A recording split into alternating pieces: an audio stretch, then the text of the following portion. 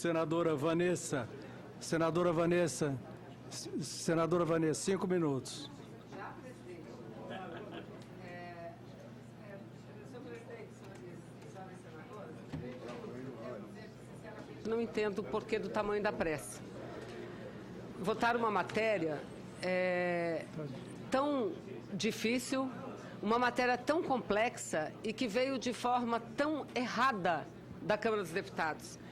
E hoje, quando eu fiz a leitura do meu voto separado, presidente, ao meu lado estava a deputada Jo Moraes, uma deputada que, para quem conhece, sabe o quanto ela é ciosa e estudiosa de todas as questões legislativas, mas, sobretudo, das questões relacionadas aos direitos dos trabalhadores. Essa proposta que nós estamos votando, senador Renan Calheiros, ela foi enviada pelo Poder Executivo no dia 23 de dezembro, véspera de Natal, portanto, do ano passado, contando 7 artigos. 7 artigos. A comissão foi criada na Câmara dos Deputados no dia 9 de fevereiro e passou um bom tempo debatendo um projeto de lei com 7 artigos.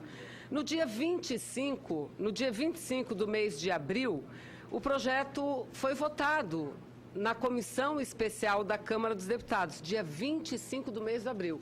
Não mais com 7 artigos, mas sim com mais de 100 artigos e com modificações de mais de 300 dispositivos dessa aqui, que é a consolidação das leis do trabalho, no dia 25 de abril. Pois bem, no dia 26 de abril, este projeto foi remetido ao plenário da Câmara dos Deputados. E Vossas Excelências sabem quando foi votado no plenário da Câmara dos Deputados? No mesmo dia 26 de abril. Os deputados, as deputadas não têm ideia do que constava no projeto, não têm ideia do que estavam votando. Era de desconhecimento generalizado. E agora chega à Câmara dos Deputados. Todos nós, inclusive aqueles que estão dizendo votar favoravelmente à matéria, todos, inclusive esses, colocam num relatório um monte de críticas, sugerem um monte de modificações e alguns tantos de vetos. Mas lá no final diz, vamos aprovar a matéria. Em nome de quem e para quem? Com que objetivo? Modernizar as relações do trabalho, gerar emprego, enfrentar a crise econômica? Obviamente que não. Obviamente que não. Então vamos fazer as contas. Porque, veja, se o caminho mais rápido fossem os vetos e a medida provisória, eu até, quem sabe, pensaria em discutir isso e fazer parte de um acordo inoportuno, um acordo esdrúxulo que não existiu. O que existiu foi um acerto de um presidente da República com algumas poucas lideranças, sem a maioria, sem o consentimento da maioria dos seus liderados, para aprovar rapidamente. Ora, querem aprovar mais rapidamente? Vamos fazer o seguinte, vamos promover as mudanças que têm que ser promovidas aqui no Senado Federal. E daqui vamos remeter à Câmara dos Deputados, que aprovará muito mais rapidamente do que os 120 dias, portanto, 4 meses, que tramitará uma medida provisória.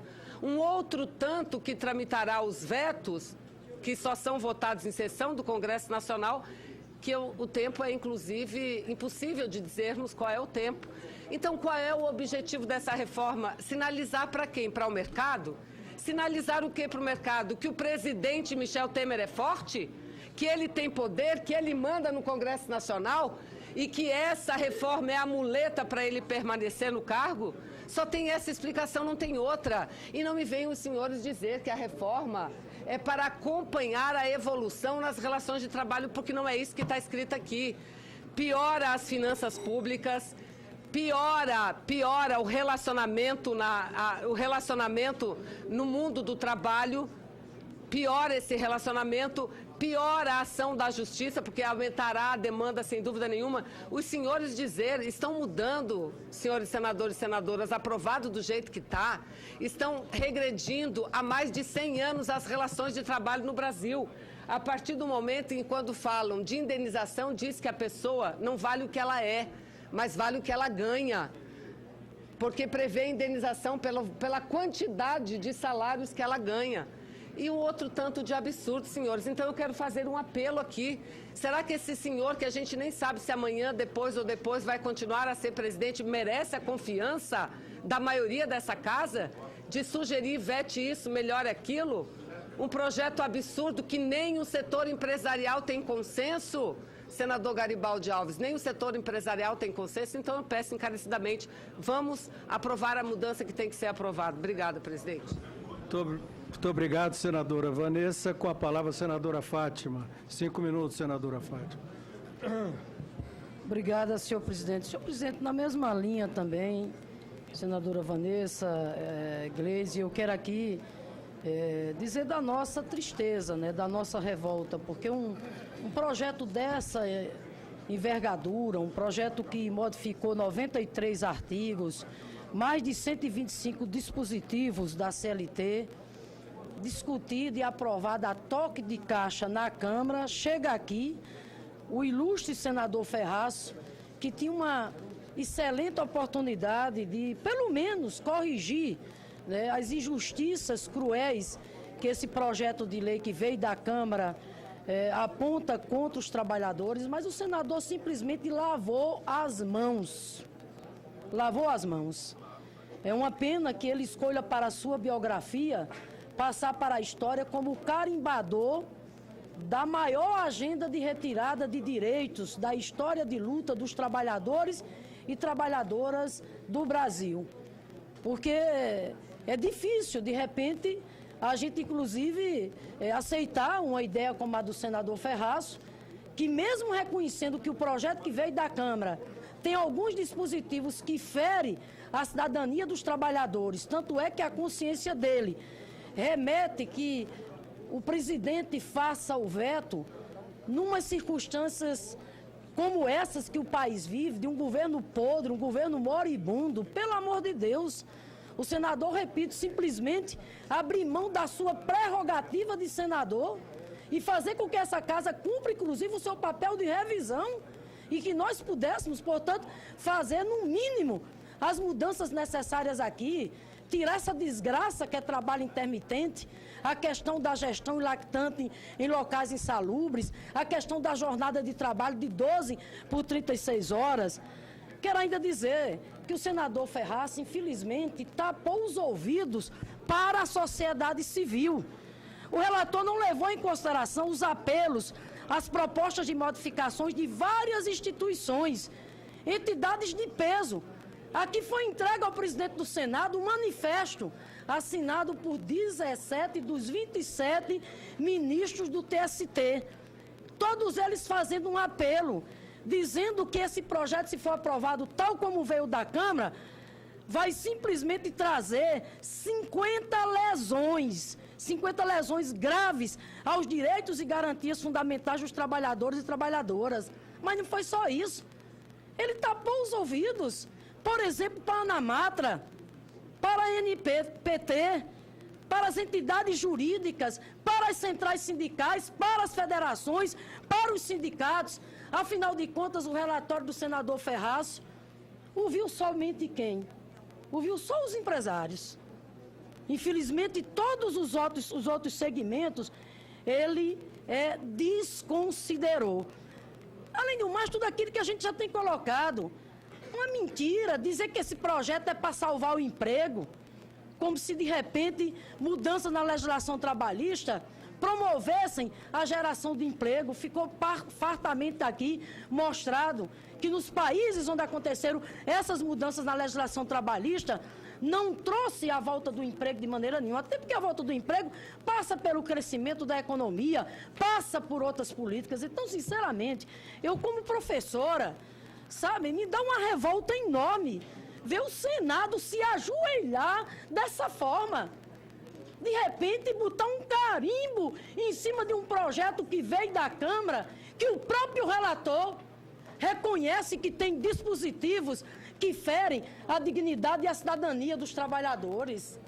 E, além do mais, repito, na conjuntura em que a gente vive, um governo nessas circunstâncias, moribundo. Então, eu quero dizer, senhor presidente, que eu jamais deixaria minha caligrafia numa proposta dessa. Jamais. votaria a favor de uma proposta dessa. A deputada Luiz Erundina, em boa hora, senadora Cátia, chamou essa proposta na Câmara de desgraça. E eu digo que não é só uma desgraça, não, ela é maldita. Ela é amaldiçoada, pelo quanto ela fere a dignidade e a cidadania dos trabalhadores e trabalhadoras do Brasil. Isso era um tema, senador Renan, para ser fruto aqui de um profundo debate e um amplo debate. Mas, infelizmente, o deputado Rogério Marinho, relator na Câmara, escolheu passar para a história como o carrasco dos trabalhadores e trabalhadoras do Brasil. O senador Ferraz, infelizmente, está escolhendo o papel de carimbador da agenda de retirada de direitos. Interessante, ambos são do PSDB. Ou seja, o PSDB deixando as suas digitais naquela que, se for aprovada, vai passar para a história como a mais profunda e a mais cruel retirada de direitos dos trabalhadores e trabalhadoras do Brasil. Por isso que nós somos contra ao seu relatório. Muito obrigado, senadora Fátima. Senador Paulo Paim, 5 minutos. Senhor presidente, nós estamos aqui desde as 10 horas da manhã. Foi lido 3 votos em separado. O meu em torno de 3 horas e os outros 2 em torno de quase 2 horas cada um. Eu não vi um único senador Renan, defender essa proposta. Um único eu não vi.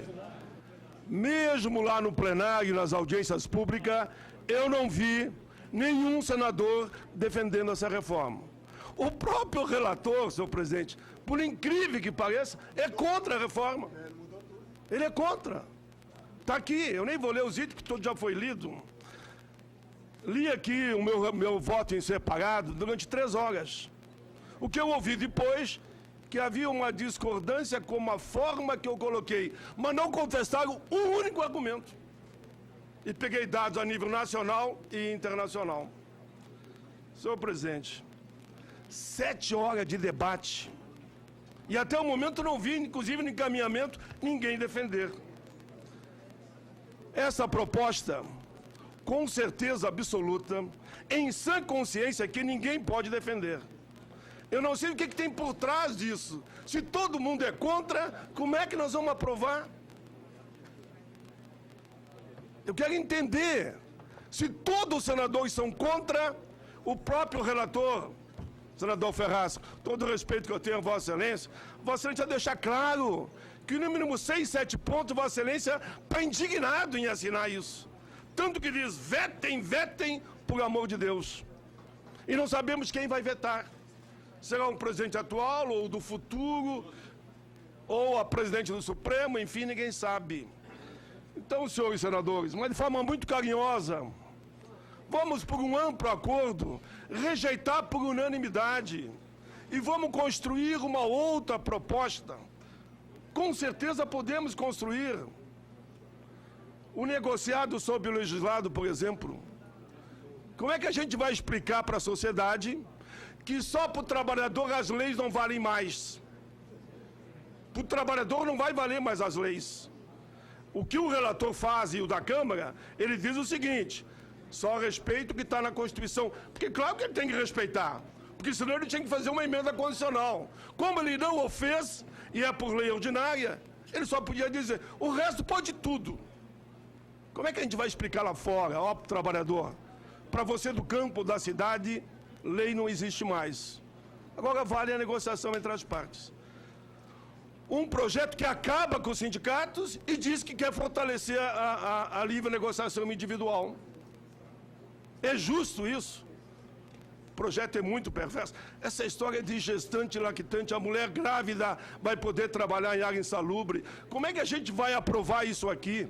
Quem sabe a gente suspende, no caso hoje, senhor presidente, essa votação e vamos tentar construir um acordo, em cima até da sua vontade, relator, que eu sei que a sua vontade não é essa aqui.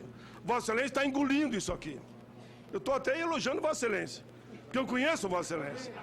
Vossa Excelência não quer isso aqui. Tanto que diz, escreve ali, olha, ponto 1, ponto 2, ponto 3, ponto 4, ponto 5, ponto 6, eu não quero que fique na minha biografia. E pede para o presidente que surgiu um dia, que se ele surgir, ele vete. Por que a gente não suspende essa votação? Vamos construir um acordo, dá para construir um belo acordo, e mandar para a Câmara e deixar a Câmara votar. Porque aqui como está, senhor presidente, inclusive a terceirização, por incrível que pareça que está aqui, ela chega a ser um pouquinho pior do que aquela de 98, 99, que foi desarquivada e votada. E não é nem da sua lavra, senador Ferraz. Eu sei que a lavra é do relator da Câmara. É inaceitável. Eu quero saber o que tem por trás. Esse desespero para votar do dia para a noite, não permitindo que a Casa Revisora cumpra o seu papel e mande de volta para a Câmara dos deputados para votar. Não sei. Eu queria entender. Se alguém puder me responder, se todo mundo é como tal, tenho certeza que não tem um aqui que é favorável. Nem o líder do governo. Até porque eu conheço há muito tempo. Nem o líder do governo. Não, como está, nem o líder do governo. Tenho certeza absoluta. Se nenhum é favorável, e a gente vai aprovar. Cidinho, mas não tenho mais tempo. Eu não vou responder para o Cidinho, que ele fez uma provocação. Eu nem queria responder para o Cidinho. Pessoal, é só isso, presidente. Eu vou terminar fazendo um apelo para que a gente não aprove esse monstro construído pela Câmara. E aqui percebo que os senadores todos são contra. Nós podemos caminhar para um grande pacto, um grande acordo, em nome de um projeto de nação para o nosso país, que não é isso aqui. Muito obrigado, senador Paulo Paim.